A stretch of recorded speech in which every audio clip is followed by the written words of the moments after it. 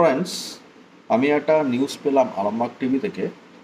একজন মহিলা আর তার উড বি হাজবেন্ড দুজন মিলে এই 14 তারিখের মিছিলে, এই রাত দখলের যে মিছিল ছিল সেই মিছিলে গেছিল।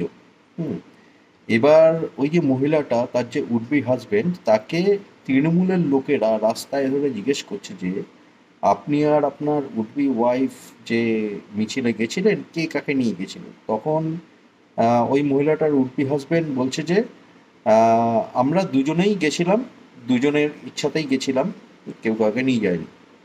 এবার ওই মহিলাটাকে ওই তৃণমূলের লোকগুলো গিয়ে থ্রেট দিচ্ছে, বলছে নেক্সট যদি এরকমটা দেখি, হুম তাহলে নেক্সট নাম্বার আপনার। মানে ওই মহিলাটাকে ধর্ষণ করে খুন করবে, এইটা থ্রেট দিচ্ছে মহিলাটা, বলছে। ভাবো, মহিলাটাকে গিয়ে থ্রেট দিচ্ছে ধর্ষণ করে দেবো। হ্যাঁ, এই তৃণমূল তো একটা জঙ্গিদের দল। তৃণমূল হচ্ছে একটা জঙ্গিদের দল, আমি অনেক দিন আগেই বলেছি। এই যে তৃণমূলের যে সংস্কৃতি, হুম মানুষকে ঠেট দিচ্ছে, ধর্ষণ করার হুমকি দিচ্ছে মহিলাদের, একে শুধরাতে গেলে এই মমতার হাত থেকে ক্ষমতা ছিনিয়ে নিতে হবে। এই রাজ্যে রাষ্ট্রপতি শাসন লাগু করে মমতার হাত থেকে ক্ষমতা ছিনিয়ে নিতে হবে। তারপরে এইসব জঙ্গিগুলো যারা থ্রেট দিচ্ছে মহিলাদের, তারা কেঁদেও কুল পাবে না, কোথাও পালানোর জায়গা পাবে না, তারা তারা শেষ হয়ে যাবে, ধ্বংস হয়ে যাবে।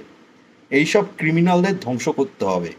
এইসব ক্রিমিনালরা হচ্ছে দেশের জঞ্জাল, দেশের জঞ্জাল। এরা দেশে যত থাকবে তত দেশে অশান্তি পাকাবে। তাই তৃণমূলকে উৎখাত করো, এইসব ক্রিমিনালদের ধ্বংস করো, এইটাই হচ্ছে আমাদের নীতি।